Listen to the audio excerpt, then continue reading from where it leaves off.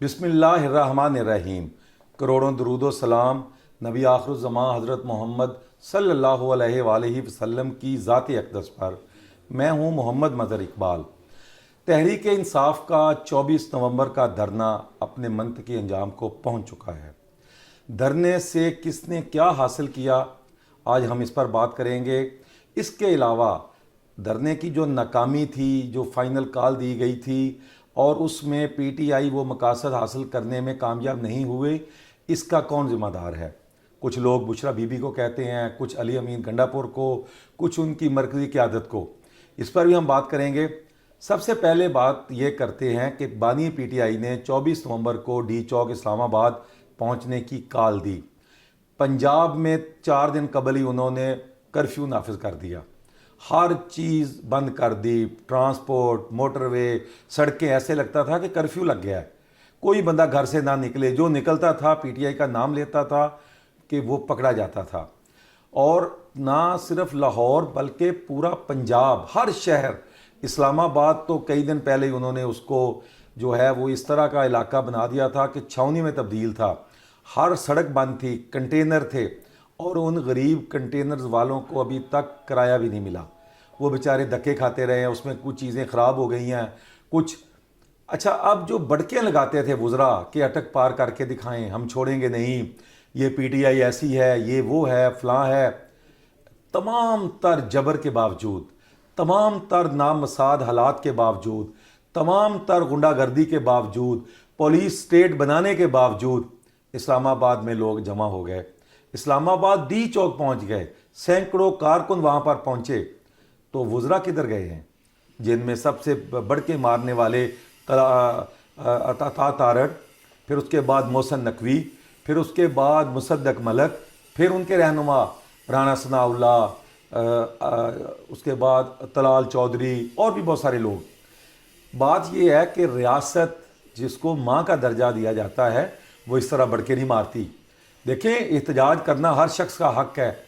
अगर आप पंजाब में लोगों को एहतजाज करने देते, आप इस तरह उनको, जिस तरह आपने पिछले कई महीनों से यरगमाल बना के रखा हुआ है पीटीआई को कि निकलने नहीं देना, एहतजाज नहीं करने देना, घरों पे छापे, फिर उसके बाद ऐसा तो मार्शल दौर में भी नहीं हुआ, लेकिन उसके बावजूद लोग निकल आए, तो ये हुकूमत की नाकामी है।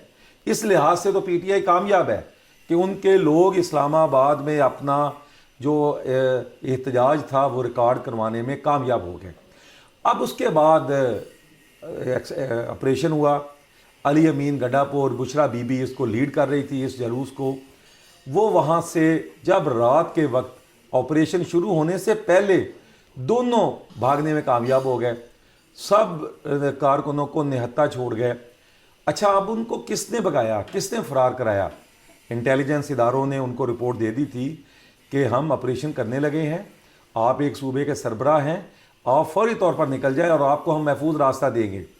उन्होंने बुशरा बीबी जो इमरान खान की अहलिया हैं उनसे जाकर कहा कि आप भी मेरे साथ आएँ, जिस पर उन्होंने जाने से पहले तो इनकार किया।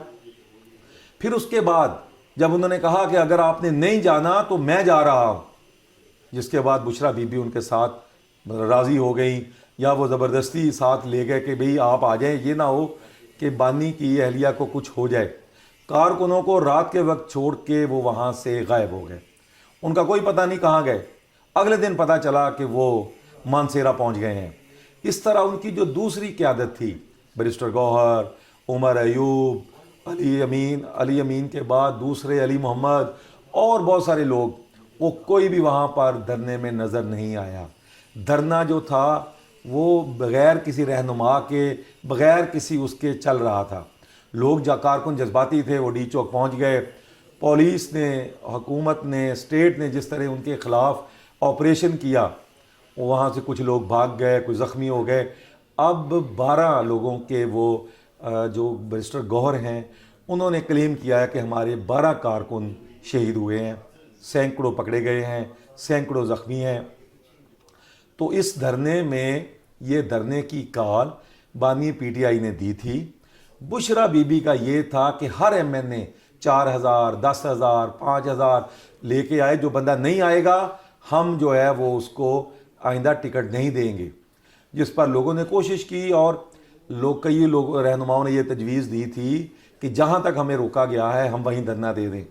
بشرا بی بی نہیں مانی، وہ ہر صورت ڈی چوک پہنچنا چاہتی تھی، ہر صورت وہ ان کا یہ تھا کہ اگر وہاں پہ کوئی 1,00,000-2,00,000 بندہ اکٹھا ہو جاتا ہے تو بانی پی ٹی آئی کی جو رہائی ہے اس میں کچھ حکومت سے بات چیت ہو سکتی ہے، لیکن وہ تو خیر کامیاب نہیں ہوئی۔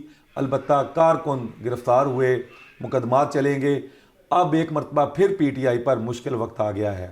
9 مئی کے بعد 26 نومبر، جس کو دیکھیں گے پکڑ لیں گے، جس کو دیکھیں گے دہشت گردی، جس کو دیکھیں گے سب کچھ، کار سرکار میں مداخلت کا مقدمہ، ہر چیز بنانے کے بعد ایک مرتبہ پی ٹی آئی مشکلات میں پھنس گئی ہے، اور ان مشکلات میں پھنسانے کے ذمہ دار بانی پی ٹی آئی کے اہلیہ بشرا بی بی، علی امین گنڈا پور ہیں۔ علی امین گنڈا پور کا اپنا صوبہ آگ میں جل رہا ہے۔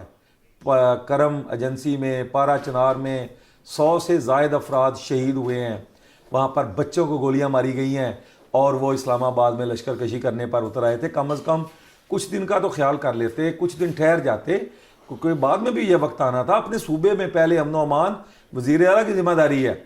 اب گورنر نے کہا ہے کہ ہم اے پی سی بلاتے ہیں، تو گنڈا پور کہہ رہے ہیں کہ جی میں اے پی سی بلاؤں گا، وہ کون ہوتے ہیں بلانے والے؟ بات یہ ہے کہ پی ٹی آئی کا اس لحاظ سے تو یہ دھرنا کامیاب تھا کہ ڈی چوک میں تمام تر مشکلات کے باوجود، وزراء کی بڑکوں کے باوجود لوگ پہنچے ہیں۔ پھر اس کے بعد آپریشن ہوا، ناکامی کے ذمہ دار بشرا بی بی اور علی امین گنڈا پور ہیں، جو وہاں پر آئے اور کارکنوں کو صحیح طریقے سے لیڈ نہیں کیا۔ اب دیکھنا یہ ہے کہ آنے والے دنوں میں پی ٹی آئی ان حالات کا کیسے مقابلہ کرتی ہے۔ اسی کے ساتھ محمد مظہر اقبال کو اجازت دیجیے۔ اللہ حافظ۔